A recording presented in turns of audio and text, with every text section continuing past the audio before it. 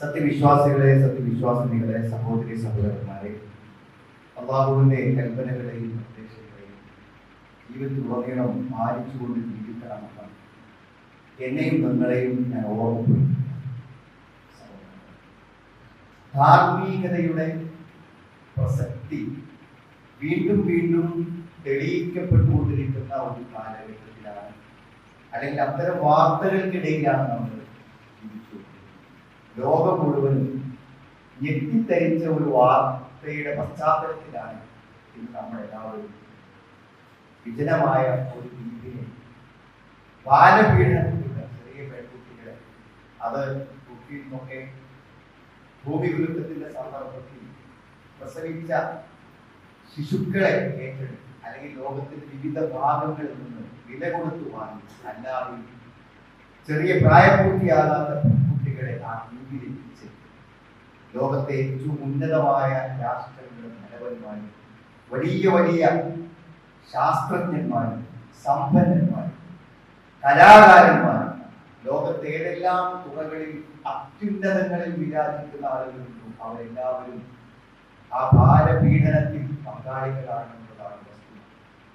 സത്യത്തിൽ ഔദ്യോഗികമായി തന്നെ അമേരിക്കയിലെ സുപ്രീം കോടതി നിർദ്ദേശപ്രകാരം ആ വാർത്ത, ആ ഫയൽ പുറത്തുവിട്ടിരിക്കുകയാണ്. ഈ സന്ദർഭത്തിൽ എപ്സ്റ്റീൻ ഫയലിൽ നിന്ന് ആയിരക്കണക്കിന് പേജുകളുള്ള വളരെ വിശാലമായ വീഡിയോ ചിത്രങ്ങളുള്ള ലോകത്തെ തന്നെ ഞെട്ടിച്ച ഒരു വലിയ രഹസ്യം പുറത്തുകൊണ്ടിരിക്കുകയാണ്. ഒരു പക്ഷേ ഈ വാർത്തകൾ കേൾക്കുമ്പോൾ നമ്മൾ ആലോചിക്കുന്നത് ധാർമ്മികതയുടെ പ്രസക്തി അത് യഥാർത്ഥത്തിൽ ഒരു വിശ്വാസം കൊണ്ട് മാത്രമേ സാധ്യമാകൂ എന്ന് വിളിച്ചു പറയുന്ന ഒരു സംഭവം. അതായത് ഏറ്റവും വലിയ ശാസ്ത്രജ്ഞന്മാരാണ്, ശാസ്ത്രത്തിന് പറ്റുമെന്നാണ് ലോകത്ത് പറയുന്നത്, ശാസ്ത്രത്തിന് പറ്റും ധാർമ്മികതയുണ്ടാക്കാൻ സാധ്യമല്ലെന്നാണ് വിളിച്ചു പറയുന്നത്. ലോകത്തെ മുഴുവൻ ജനങ്ങളോടും ഏറ്റവും കാരുണ്യത്തോടുകൂടെയും ബുദ്ധിബദ്ധതയോടുകൂടെയും പെരുമാറേണ്ട രാഷ്ട്ര തലവന്മാരാണ് അതിൽ മിക്കവാറും പ്രതികളായിരിക്കുന്നത്. അതുകൊണ്ട് തന്നെ ധാർമ്മികത എന്നുള്ളതിന്റെ പ്രസക്തി നമ്മൾ എപ്പോഴും മനസ്സിലാക്കും. നമ്മുടെ എല്ലാവരുടെയും ജീവിതത്തിൽ ഇതിന് വളരെ പ്രാധാന്യം. കാരണം ഒരാൾ കാണില്ല എന്നുണ്ടെങ്കിൽ പിന്നെന്താ ചെയ്താൽ? ഈ ചോദ്യം പ്രസക്തമായ ചോദ്യം. ആരും അറിയില്ലെങ്കിൽ എന്താണ് ചെയ്താൽ? ഈ വിജനമായ സ്ഥലത്ത് ആരും റെക്കോർഡ് ചെയ്യാൻ ഒരു കാലത്തും പുറത്തു വരികയും ഇല്ലെങ്കിൽ എന്ത് വേണ്ടാത്തരവും ചെയ്തുകൂടെ എന്ന ചോദ്യമാണ്. ഇത് പാടില്ലെന്ന് പറയാൻ വിശ്വാസത്തിനെ പറ്റും. എല്ലാ രഹസ്യങ്ങളെയും സ്വകാര്യതകളെയും അറിയുന്നവരാണ് അള്ളാഹു. അതുകൊണ്ട് അള്ളാഹു അറിയാത്ത ഒരു സ്ഥലം ഭൂമിയിൽ എവിടെ? വ്യഭിചരിക്കാൻ, തമ്മാടിച്ച ചെയ്യാൻ, പടച്ചോൻ കാണാത്ത ഒരു സ്ഥലം, അവർ വിശ്വാസിക്കാൻ അങ്ങനെ ഒരു സ്ഥലം ഭൂമിയിൽ ഇല്ല. ആരും കാണാതെ ഒരു തിന്മ ചെയ്യാൻ പറ്റുന്ന ഒരു സ്ഥലം ഭൂമിയിൽ എവിടെയും ഇല്ല.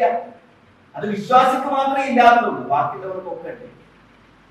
ഒരു പക്ഷേ എല്ലാവരും മാന്യന്മാരായി ജീവിക്കുന്നത് എന്തുകൊണ്ടാണ്? രഹസ്യങ്ങൾ ഉണ്ട് എന്നതുകൊണ്ടാണ്. രഹസ്യങ്ങൾ ഇല്ല എന്നുണ്ടെങ്കിൽ ഇവിടെ ആരെങ്കിലും മാന്യന്മാരായിട്ട് ഉണ്ടാകുമോ എന്ന് ചിന്തിച്ചു പോകുന്നതാണ് ഈ വാർത്തകൾ. മാത്രമല്ല ഇനി ആരും കണ്ടില്ലെന്ന് വിചാരിക്കാം. മനുഷ്യ ജീവിതത്തിന്റെ എല്ലാ കാര്യങ്ങളും മലക്കുകളുടെ വിശ്വാസം. ഒന്നും എഴുതാതെ പോകും, എല്ലാവരും സാക്ഷികളായി മലക്കുകൾ എഴുതിക്കൊണ്ടിരിക്കും. അതുകൊണ്ട് ജീവിച്ച് മരിക്കുന്നതിനിടയ്ക്കുള്ള ഒരു സന്ദർഭവും രേഖയിൽ നിന്ന് വിട്ടുപോകുന്നില്ല. ആ മലക്കുകൾക്ക് എഴുതാൻ പറ്റാത്ത ഒരു സ്വകാര്യ നിമിഷം ജീവിതത്തിൽ എവിടെയും ഉണ്ടാകുന്നില്ല.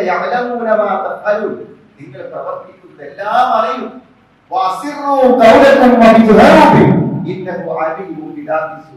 ഏറ്റവും വലിയ രഹസ്യം എവിടെയാണ്?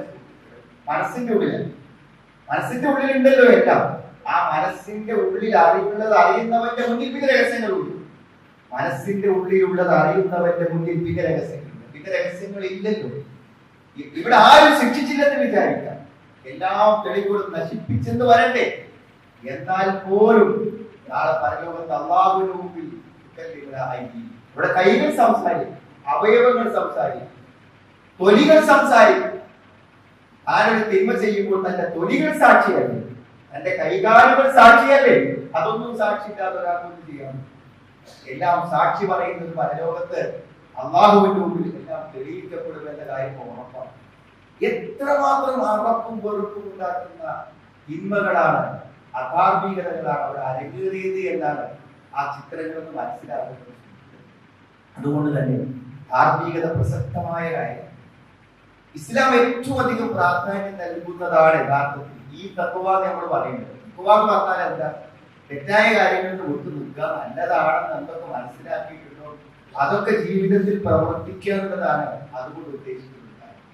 അതുകൊണ്ട് തന്നെ ഒരു മനുഷ്യന് എപ്പോഴും ആവർത്തിച്ച് പുതുക്കിക്കൊണ്ടിരിക്കേണ്ട ഒരു കാര്യമാണ് ഈ തഖ്വ, ധാർമ്മികത എന്ന് പറഞ്ഞാൽ. ആലോചിച്ച് നോക്ക് നിങ്ങൾ, 12 മാസങ്ങളിൽ ഒരു മാസം റമദാനാണ്. എന്തിനാണ് റമദാൻ? ലഅല്ലക്കും തത്തഖൂൻ, തഖ്വ ഉണ്ടാകാൻ. ഒരു മനുഷ്യന്റെ ജീവിതത്തിൽ നിർബന്ധിതമായി അള്ളാഹു എന്ത് ചെയ്യണം? അവനെ തഖ്വ പരിശീലിപ്പിക്കാൻ വേണ്ടി അള്ളാഹു ഒരു മാസം നിശ്ചയിച്ചിട്ട്, ഒരു മാസം പൂർണ്ണം. അതിനത് സാധ്യമാകുന്നതാണ്. ഇവിടേക്ക് എവിടെയാണ് സുഹൃത്തുക്കളെ പ്രശ്നം ഉണ്ടാകുന്നത്? മനുഷ്യന്റെ ആസ്വാദനങ്ങൾക്കും താല്പര്യങ്ങളും വരുമ്പോൾ തൽക്കാലം വികാരങ്ങൾക്ക് മുന്നിൽ പിടിച്ചു നിൽക്കാൻ ആർക്കും പറ്റുന്നില്ല എന്നുള്ളതാണ്. അവിടെയാണ് ഒരുപക്ഷെ വിവാഹിതനാവാത്ത ചെറുപ്പക്കാരന് പോലും തന്റെ വികാരങ്ങളെ യുവത്വത്തിൽ പിടിച്ചു നിർത്താൻ ഉള്ള പരിഹാരമായി ഇസ്ലാം നിശ്ചയിച്ചത് എന്താണ്? നോമ്പാണ്. നോമ്പ് കൊണ്ട് പറ്റുന്നതാണ്. നോമ്പ് തന്നെ ഓരോ നിമിഷത്തിലും നമ്മൾ തടുത്തു വെക്കാനുള്ള പരിശീലനമാണ്. തടുത്തു വെക്കാനുള്ള പരിശീലനം നമ്മുടെ മനസ്സിനെ പിടിച്ചു വലിക്കുന്ന തിന്മകളിലേക്ക് പോവാതെ നിന്ന് ശീലിക്കാനുള്ളത്. അസമയത്ത് ഭക്ഷണം കഴിച്ച് പകലിൽ മുഴുവൻ സമയത്തും കണ്ണുകൾ തുറന്നു വെക്കുന്ന പകലിൽ കണ്ണിനെ നിയന്ത്രിച്ച് ജീവിക്കുക, വികാരങ്ങളെ നിയന്ത്രിച്ച് ജീവിക്കുക. അത് ഹറാമുകൾ മാത്രമല്ല, ചെയ്യാൻ പറ്റാത്ത ഹറാമുകൾ മാത്രമല്ല നിയന്ത്രിക്കുന്നത്, ഹലാലുകളെ നിയന്ത്രിക്കാൻ. നമ്മൾ അധ്വാനിച്ചുള്ള ഭക്ഷണത്തെ നമ്മൾ നിയന്ത്രിക്കുന്നത്. നമ്മൾ വിവാഹം കഴിച്ച് നമുക്ക് എല്ലാം അനുവദനീയമായ ഭാര്യയാണ് വിട്ടുനിൽക്കുന്നത്. അങ്ങനത്തെ 30 പകലുകളിലൂടെയാണ് ഓരോ വർഷവും നമ്മളുടെ കടന്നു പോകുന്നത്. റമദാൻ നമ്മുടെ മുന്നിൽ വന്നു നിൽക്കുമ്പോൾ നമ്മൾ ആലോചിക്കേണ്ട ചില കാര്യങ്ങളുണ്ട്. സുഹൃത്തുക്കളെ, എന്തായാലും നമ്മളൊക്കെ റമദാൻ വരുന്നുണ്ട് എന്ന ധാരണ നമ്മുടെ എല്ലാവരുടെയും മനസ്സിലുണ്ട്. ആരുടെയും മനസ്സിലില്ലാത്ത നമ്മുടെ ജീവിതത്തെ പരിവർത്തിപ്പിക്കുന്ന, തഖ്വയിലേക്ക് എത്തിക്കുന്ന ആ പരിശുദ്ധ റമദാൻ സമാഗതമാകുമ്പോൾ നാം സന്തോഷത്തോടെയാണോ അതിനെ സ്വീകരിക്കുന്നത്? ഈ ഒരു ചോദ്യം മാത്രമാണ് 2 ആഴ്ചക്ക് മുമ്പിൽ റമദാൻ മുന്നിൽ നിൽക്കുമ്പോൾ നമ്മുടെ മനസ്സിലോട് ചോദിക്കുന്നത്. നമ്മൾ ഇഷ്ടത്തോടെയാണോ? നമ്മുടെ മനസ്സിൽ അറിയാലോ, ഇഷ്ടത്തോടെയാണോ? നമ്മുടെ 11 മാസത്തെ ശീലങ്ങളെയും സ്വഭാവങ്ങളെയും പെരുമാറ്റങ്ങളെയും പ്രകൃതികളെയും മാറ്റിമറിക്കുന്ന ഒരു മാസത്തെ സ്വീകരിക്കാൻ എത്രമാത്രം നമ്മുടെ ഭക്ഷണക്രമങ്ങൾ, നമ്മുടെ ഉറക്കം, ജീവിതത്തിന്റെ എല്ലാ ക്രമങ്ങളെയും മാറ്റിമറിക്കുന്ന ഒരു സന്ദർഭം സമാഗതമാകുന്നു. അതായത് വെള്ളം കുടിക്കാത്ത, കയ്യിൽ എപ്പോഴും വാട്ടർ ബോട്ടിലുമായി നടക്കുന്ന, സമയമായി എന്ന് അലാറം വെച്ച് ഭക്ഷണം കഴിക്കാൻ കാത്തിരിക്കുന്ന, രാത്രി മുഴുവനും ഭക്ഷണ പെരുന്നാളുകളായി ആഘോഷിക്കുന്ന നമ്മുടെ ജീവിതത്തിലേക്ക് ഒരു നോമ്പ് കടന്നു വരുമ്പോൾ നമ്മൾ എത്ര വിശാലമായ മനസ്സോടുകൂടെ, സന്തോഷത്തോടുകൂടെ നമ്മൾ അതിനെ കാത്തിരിക്കുന്നു എന്നുള്ളതാണ് ഏറ്റവും വലിയ. അതിന് സാധ്യമാകുന്നതാണ്.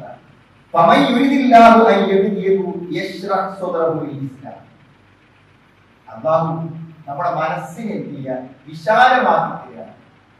അതാണ് അല്ലാഹു നമുക്ക് നന്മകൾ ചെയ്യുവാനുള്ള ഒരു മനസ്സ്, തിന്മകൾക്ക് വിട്ടു നിൽക്കുവാനുള്ള ഒരു മനസ്സ്. അതാണ് ഏറ്റവും പ്രധാനം. അതൊരു ആസ്വാദനമായി ഒരു മനുഷ്യന്റെ ജീവിതത്തിലെ ഏറ്റവും വലിയ സഹാദത്ത്, സൗഭാഗ്യം എന്ന് പറയുന്നതാണ് എന്ത്? അല്ലാഹുവിന്റെ ദീൻ ആസ്വദിച്ച് ജീവിക്കുക. നിസ്കരിക്കുമ്പോൾ അത് ആസ്വദിച്ച് നിസ്കരിക്കുക. നോമ്പ് നോക്കുമ്പോൾ അത് ആസ്വദിച്ചുകൊണ്ട് ചെയ്യുക. മനസ്സതിന് വേണ്ടി വിശാലമാകുന്നത്. ഈമാനിന്റെ വെളിച്ചം കൊണ്ട് ആ മനസ്സ് പ്രകാശമാനമായി, അല്ലാഹുവിനെ കുറിച്ചുള്ള ദൃഢവിശ്വാസങ്ങളെ കൊണ്ട് ആ മനസ്സ് ജീവനുള്ളതായിരിക്കും. അവന്റെ മനസ്സ് അതുകൊണ്ട് സമാധാനമടയുക, നന്മയെ ഇഷ്ടപ്പെടുക, മനസ്സതിന് വഴങ്ങ, നിസ്കരിക്കാൻ വഴങ്ങിത്തിര മനസ്സ്, നോമ്പ് നോക്കാൻ മനസ്സെന്ത് ചെയ്യാൻ വഴങ്ങിത്തിര. ആ വഴങ്ങി തരാത്ത ആളുകൾ, നല്ലത് ചെയ്യാൻ സാധിക്കാത്ത മനുഷ്യന് നന്മ ചെയ്യേണ്ടി വരുമ്പോഴാകുന്ന ബുദ്ധിമുട്ടിനെ കുറിച്ച് അള്ള പറഞ്ഞിട്ടുണ്ട്. ആകാശത്തിലേക്ക് കയറിപ്പോയി ഒരു നിവൃത്തിയില്ല, മുന്നിൽ ഒരു വഴിയില്ലാഞ്ഞിട്ട് നിർബന്ധിതനായി ആകാശത്തേക്ക് കയറിപ്പോകേണ്ടി വരുന്നവന്റെ ആ മനസ്സാണ് ആ പ്രയാസകരമായി ഞാൻ ഇനി എന്താ ചെയ്യുക എന്ന് വിചാരിച്ച ആ വെട്ടങ്ങാറായി ബുദ്ധിമുട്ടി നിൽക്കുന്നവനെ പോലെയാണ് ഇഷ്ടമില്ലാതെ നന്മകൾക്ക് മുന്നിൽ നിൽക്കുന്നത്. അങ്ങനെയാണോ നോമ്പിന്റെ മുന്നിൽ നിൽക്കുന്നതാണ്? എങ്ങനെയാണ് ഈ ഇഷ്ടപ്പെടുന്നത്? എന്തുകൊണ്ടാണ്? അടുത്ത വക്ത് നിസ്കാരം വരുമ്പോ വന്നല്ലോ എന്ന് സന്തോഷത്തോടുകൂടെ മനസ്സിലാക്കാൻ, അല്ലെങ്കിൽ അടുത്തൊരു റമദാനെ കുറിച്ച് പറയുമ്പോൾ ആഹ്ലാദത്തോടെ അതിനെ സ്വീകരിക്കാൻ നമുക്ക് സാധിക്കുന്നത് ബോധ്യതയാണ്. ഇതൊക്കെ സത്യമാണ്. ബോധ്യത അതൊരു പ്രധാന കാര്യമാണ്. നമുക്ക് ഈ സ്വർഗമുണ്ട് നരകമുണ്ട് എന്നൊക്കെ മനസ്സിൽ ബോധ്യപ്പെടുമ്പോൾ പിന്നെ നമ്മളെ സംബന്ധിച്ചിടത്തോളം അറിയോ എന്തെങ്കിലുമൊക്കെ ചെയ്തേ പറ്റൂ എന്ന ഒരു മനസ്സ് നമുക്കുണ്ടാവും. ഒരു റമദാൻ ഒരു ആയുസ്സിൽ കിട്ടുക എന്ന് പറഞ്ഞാൽ അതൊരു മഹാഭാഗ്യം. എന്താ കാര്യം അറിയില്ല, പക്ഷേ ഒരു രാത്രി എന്തായാലും പുണ്യകരമായ ഒരു 1000 മാസങ്ങളെക്കാളും ശ്രേഷ്ഠമായ ഒരു രാത്രിയാണ് ലൈലത്തുൽ രാത്രിയാണ്. ആ ലൈലത്തുൽ രാത്രി കിട്ടണമെങ്കിൽ ഒരു റമദാൻ നമ്മൾ ജീവിക്കണം. ഈ റമദാന് മുമ്പ് നമ്മൾ മരിച്ചുപോയ നമുക്കത് കിട്ടില്ലല്ലോ. ലൈലത്തുൽ ഖൈറുൻ മിൻ അൽഫി ശഹർ, 1000 മാസങ്ങളെക്കാളും ശ്രേഷ്ഠമായിട്ടുള്ള ഒരു രാവാണ്. ആ രാവുള്ള ഒരു മാസം കടന്നു വരുമ്പോൾ സ്വാഭാവികമായും ആ നന്മ ഉണ്ട്. അങ്ങനെ ആ ദിവസത്തിൽ ഒരു പ്രത്യേകത ബോധ്യം വേണം. ആരോ പറഞ്ഞ അന്ധവിശ്വാസമല്ല. വിശുദ്ധ ഖുർആനിൽ അല്ലാഹുവിന്റെ സൂറത്ത് തന്നെ നിശ്ചയിച്ചിട്ടുള്ള ഒരു മഹാരാത്രിയാണ്, പുണ്യരാത്രിയാണെന്ന് ബോധ്യമാണ്. മരിച്ചു പോയാൽ ഈ നന്മകളും തിന്മകളും ഒക്കെ പ്രതിഫലം അനുഭവിക്കാൻ നമ്മൾ എത്തിപ്പെടുമെന്ന ഉറച്ച ബോധം.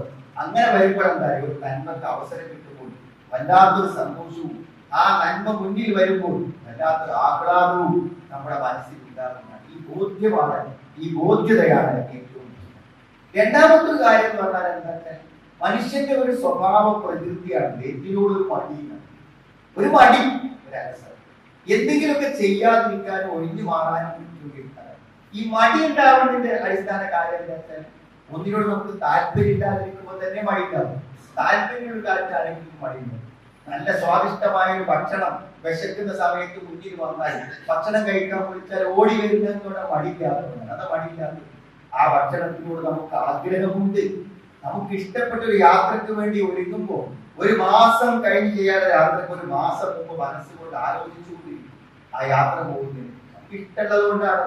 ഒരു റഗബത്ത്, ഒരു ആഗ്രഹം അതുണ്ടെങ്കിലേ പറ്റും. അതുകൊണ്ടാണ് കപടവിശ്വാസികളായ ആളുകൾക്ക് നിസ്കാരം എന്ന് പറഞ്ഞാൽ അത് മടിയാണ്. അവർ നിസ്കാരത്തിനാണ് വിളിച്ചാൽ മടിയായിട്ട് വരും. രാത്രി വെളിച്ചമില്ലാത്തൊരു കാലഘട്ടം. അന്ന് പിന്നെ ആളുകൾ പള്ളിയിൽ വരുന്നവരെ രാത്രി തിരിച്ചറിയാൻ പറ്റില്ല. ഇഷാക്ക് ആരാ പള്ളിയിൽ വന്നത് നോക്കിയാൽ മനസ്സിലാവും, വിളിച്ചിട്ടാവും. സുബൈക്കും പള്ളിയിൽ വന്നത് ആരാ നോക്കിയാൽ മനസ്സിലാവും. അവിടെ ഈ രണ്ട് ജമാഅത്തിൽ അവരുണ്ടാവും, അവിടെ വിശ്വാസികൾ ഉണ്ടാവില്ല. അതുകൊണ്ടാണ് ഇന്നൽ മുനാഫിഖീന യുഖാദിഊനല്ലാഹ വഹുവ ഖാദിഉഹും വഇദാ ഖാമൂ ഇലസ്സലാത്തി ഖാമൂ കുസാലാ. നമ്മുടെ വിശ്വാസികൾ അല്ലാഹുവിനെ അവരെന്താണ് വഞ്ചിക്കുകയാണ്. എന്നാൽ അവർ അവിടെ തന്നെയാണ് വഞ്ചിക്കുന്നത്. വഇദാ ഖാമൂ ഇലസ്സലാത്തി ഖാമൂ കുസാലാ. അവർ നിസ്കാരത്തിലേക്ക് വരുമ്പോൾ മടിയന്മാരായിട്ടാണ് അവർ വരുന്നത്. അവർ മടി, റമദാൻ വരുന്ന പറയുമ്പോൾ ഒരു മടി തോന്നുക, അത് നിഫാഖാണ്. കാരണം മനസ്സുകൊണ്ടത് ബോധ്യപ്പെട്ട് ഉൾക്കൊണ്ട ഒരാള് ആവേശത്തോടെ അതിനെ സ്വീകരിക്കും.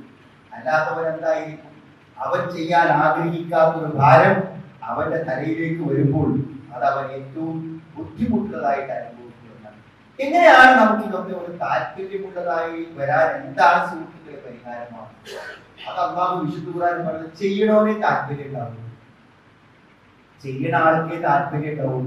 ചെയ്യാത്ത നല്ല കാര്യങ്ങൾ ചെയ്യാൻ നമ്മൾ അങ്ങനെ മനസ്സുകൊണ്ട് സന്നദ്ധമായാൽ നല്ല അവസരങ്ങൾ തന്ന അല്ലാഹു നമ്മളെ നന്മയുടെ വഴിയിലൂടെ അങ്ങനെ മുന്നോട്ട് കൊണ്ടുപോകുന്നതാണ്.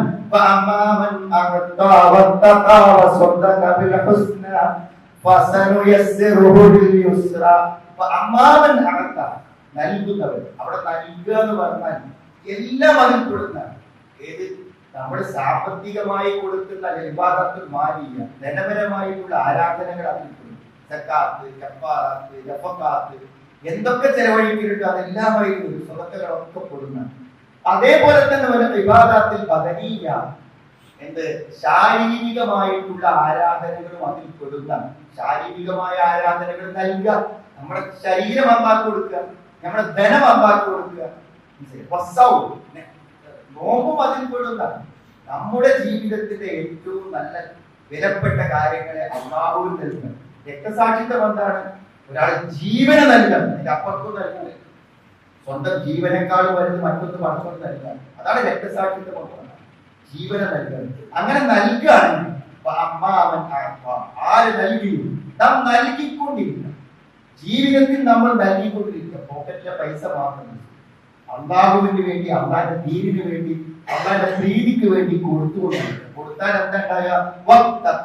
എല്ലാം വഴിയുണ്ട്. വിരോധിച്ച കാര്യങ്ങൾ വിട്ടു നിൽക്കും, കൽപ്പിച്ച കാര്യങ്ങൾ വർദ്ധിക്കുകയും ചെയ്യാം. ഏറ്റവും നല്ലതിനെ സത്യപ്പെടുത്തുക, തൗഹീദിനെ അംഗീകരിക്കുക, ഖുർആനെ അംഗീകരിക്കുക, സുന്നത്തിനെ അംഗീകരിക്കുക. എന്നാൽ എന്തുണ്ടാവുന്നറിയോ? ഏറ്റവും എളുപ്പമുള്ളതിലേക്ക് അവനെ എടുത്തു. വളരെ സുഖീകാരം. ദീനിന്റെ ജീവിതം വളരെ സൗകര്യമായി. ഒരു പ്രയാസം ഉണ്ടാകും. ഖുർആൻ ഉത്സാഹപ്പെടുത്താൻ അല്ലെങ്കിൽ ഉറക്കം വരും. നമുക്ക് ഓതാൻ തോന്നില്ല. നിസ്കാരം പറയുന്നത് മടിയായി. റമദാൻ വരുന്നു എന്നറിയുമ്പോൾ മനസ്സിൽ ഒരു ഇടങ്ങേറായി. ഇത് വരാതിരിക്കണം, നിങ്ങൾ ചെയ്യണം. അവിടെ എന്ത് ചെയ്യണം? ഇനി ഇതിന്റെ സമയമുണ്ട്. ആഗ്രഹത്തോടെ റമദാനിലേക്ക് കടക്കാവും. ഇന്നില്ല റമദാൻ വരെയുള്ള ജമാഅത്തൊന്നും കളയാതെ ചെയ്തു. ആ നിസ്കാരം ഒന്ന് ഭക്തിപൂർവ്വം നിർവഹിച്ചു. ഏതെങ്കിലുമൊക്കെ തിങ്കളും വ്യാഴൊക്കെ വരുമ്പോൾ സുന്നത്ത് നോക്കൊക്കെ നമ്മൾ എന്ത് ചെയ്യാൻ പോയിട്ട് നോക്കുക. അപ്പൊ നമുക്ക് താല്പര്യം ഉണ്ടാവും. ഈ ചെയ്യാതിരിക്കുന്ന ആളുകളെ സംബന്ധിച്ചിടത്തോളം 11 മാസം ഇങ്ങനത്തെ ഒരു കാര്യത്തിന് താല്പര്യം കാണിക്കാത്ത ഒരാൾക്ക് എല്ലാ ആരാധനകളും സമ്മേളിക്കപ്പെടുന്ന ഒരു മാസത്തെ സ്വീകരിക്കാതെ കുറച്ച് ബുദ്ധിമുട്ടുള്ള കാര്യം നമ്മൾ ചെയ്തുകൊണ്ടിരിക്കും. ഇനിയെങ്കിലും 2 ആഴ്ച സമയമുണ്ട് നമ്മുടെ മനസ്സിലൊരു നനവ് വരാൻ, നമ്മുടെ ഭക്തികളെ ഒന്ന് നവീകരിക്കാൻ ഒരു നല്ല സമയമാണ്. ആ ഒരു സാവകാശമുള്ള സമയത്ത് തന്നെയാണ് നമ്മൾ ഈ കാര്യം കേട്ടുകൊണ്ടിരിക്കുന്നത്. അതേപോലെ തന്നെ നമുക്ക് അത്തരത്തിലുള്ള കാര്യങ്ങൾ നമ്മൾ വരുമ്പോൾ നമുക്ക് റമദാൻ ഏറ്റവും ആസ്വാദകരമായി ആശ്വാസത്തോടുകൂടെ നമ്മൾ ചെയ്യാം. മാത്രമല്ല നമ്മൾ എപ്പോഴും ചിന്തിക്കേണ്ട ഒരു കാര്യം നമ്മളോട് അള്ളാഹു കൽപ്പിച്ച ഒരു കാര്യമാണ് വലാ തദ്ദുത്തെ ഇല്ലാവാൻ. മുസ്ലിം ആയിക്കൊണ്ടല്ലാതെ മരിച്ചു പോകരുത്. മുസ്ലിം ആയി മരിക്കുക എന്ന് പറഞ്ഞാൽ അവസാന ജീവിതത്തിന്റെ സന്ദർഭത്തിൽ പോലും നമ്മൾ ഉൾക്കൊണ്ട ആവശ്യവും ആശയവും നിലനിർത്തി പോകുന്നത്. അത് നിലനിന്ന് പോകണം, അത് നിലനിർത്തി പോകണം. നോക്ക്, നിങ്ങൾ എന്തെല്ലാം പ്രതിസന്ധികളെ അതിജീവിച്ച ആളാണ് യൂസുഫ് നബി അലൈഹിസ്സലാം. എവിടെയൊക്കെ ക്ഷമിച്ചു. ആ കണത്തിന്റെ അടിയിൽ നിന്നൊക്കെ ക്ഷമിച്ചു. കച്ചവടക്കാരെ വിറ്റ സമയത്ത് അദ്ദേഹം ക്ഷമിച്ചു. കൊട്ടാരത്തിൽ വലിയ പരീക്ഷ ഒക്കെ ക്ഷമിച്ചു.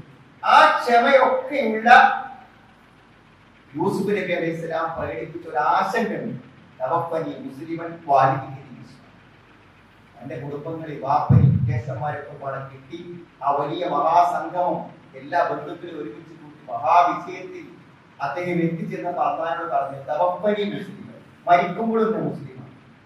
വാലിദിഹി സാലിഹീങ്ങളിൽ പിടിച്ചു നിൽക്കുക എന്നതാണ്. മരിക്കുന്നത് വരെ ഈ ഹിദായത്തിലും നന്മയിലും നിസ്കാരത്തിലും നോമ്പിലും ഒക്കെ നിലനിൽക്കുക എന്നുള്ളൊരു ഭാഗ്യം. അത് അള്ളാഹുടെ ഒരു നല്ല പര്യവസാനം ജീവിതത്തിൽ അള്ളാഹുവോട് നമ്മൾ ചോദിക്കേണ്ട ഒരു കാര്യമാണ്.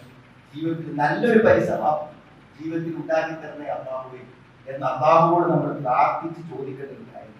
അതുകൊണ്ട് സുഹൃത്തുക്കളെ, നല്ലൊരു മനസ്സോടുകൂടെ, വിശാലമായ മനസ്സോടുകൂടെ, സന്തോഷത്തോടുകൂടെ, പ്രാർത്ഥനയോടുകൂടെ അള്ളാഹുവേ റമദാനിലേക്ക് എത്തിച്ചു തരണേ, ആ ദിനത്തിന്റെ പുണ്യങ്ങളെ ഞങ്ങൾക്ക് നൽകണേ എന്ന് മനസ്സിന്റെ ഉള്ളിൽ പ്രാർത്ഥന വരത്തക്ക വിധത്തിൽ ആഗ്രഹത്തോടുകൂടി റമദാനെ സ്വീകരിക്കാൻ അല്ലാഹു നമുക്ക് എല്ലാവർക്കും തൗഫീഖ് പ്രദാനം ചെയ്യട്ടെ.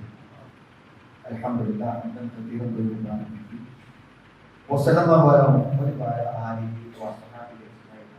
ഒരിക്കൽ കൂടെ അല്ലാഹുവിനെ സൂക്ഷിച്ച് ജീവിക്കണമെന്ന് എന്നെയും നിങ്ങളെയും സഹോദരൻ, ഒരു നല്ല വിശ്വാസിയായിക്കൊണ്ട് തന്നെ മരണം വരെയും ഒരു നല്ല ജീവിത സമാപനം നമുക്കുണ്ടാവുക എന്നതിനാണ്. അതിന് വേണ്ട കാര്യങ്ങളായി പണ്ഡിതന്മാർ പറഞ്ഞു ഇഖ്ലാസുമില്ല. അള്ളാഹുവിലേക്ക് നിഷ്കളങ്കമായ ഒരു മനസ്സ്, ആത്മാർത്ഥമായ ഒരു മനസ്സ്, ആരും കാണാനല്ല, മറ്റോനെ എന്റെ ഒരു തൃപ്തിക്ക് വേണ്ടിയിട്ടാണ് എന്നുള്ള ആ ഒരു മനസ്സിന്റെ മുൻപിനെ പറഞ്ഞു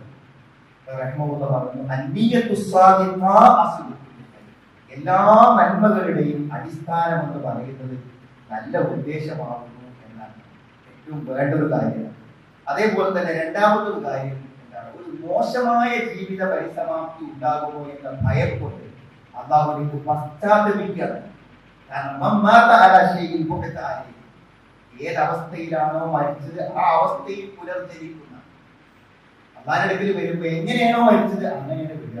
അപ്പൊ ഒരു റിസോർട്ടിൽ തോന്നിയാസം ചെയ്യാൻ പോയിട്ട് മരിച്ചാൽ അതേ അവസ്ഥയിൽ തന്നെയാണ് എന്ത് ചെയ്യാൻ, നിസ്കരിക്കാത്തവനായി ജീവിച്ച് മരിച്ചാൽ അങ്ങനെ തന്നെയാണ് വരിക. ഏതൊരു തിന്മയിൽ കള്ളു കുടിച്ച് മരിച്ചാൽ ആ കള്ളുടിയനായിട്ട് അനുഭവം.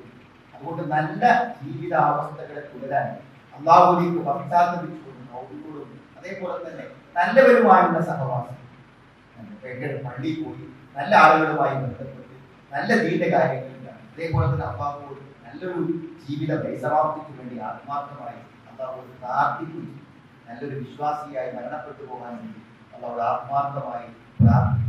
അതുകൊണ്ട് ജീവിതത്തിൽ എപ്പോഴും നന്മകളെ നിലനിർത്തുവാനും ആ നന്മയോടുകൂടെ തന്നെ അള്ളാഹുവിനെ കണ്ടുമുട്ടുവാനും അള്ളാഹു നമുക്ക് എല്ലാവർക്കും വന്നുപോയി അള്ളാഹുവിന്റെ ഭയാനകമായ നരകത്തിൽ രക്ഷപ്പെടാൻ സ്വന്തത്തിൽ സംഘടിക്കുവാൻ സൗഭാഗ്യത്തിന് എല്ലാവർക്കും രഹസ്യത്തിലും പരസ്യത്തിലും നിന്നെ സൂക്ഷിക്കുന്ന യഥാർത്ഥ വിശ്വാസികളായി നമ്മുടെ ഇടകളിൽ നിന്നും സമ്മാനങ്ങളിൽ നിന്നും ഞങ്ങൾക്ക് നീ കാൺകൊള്ളുമെന്നാണ്. اللهم اغفر للمؤمنين والمؤمنات ربنا اصرف عنا عذاب جهنم إن عذابها كان غراما إنها ساءت مستقرا ومقاما ربنا هب لنا من أزواجنا وذرياتنا قرة أعين واجعلنا للمتقين إماما ربنا تقبل منا إنك أنت السميع العليم وتب علينا إنك أنت التواب الرحيم ربنا آتنا في الدنيا حسنة وفي الآخرة حسنة وقنا عذاب النار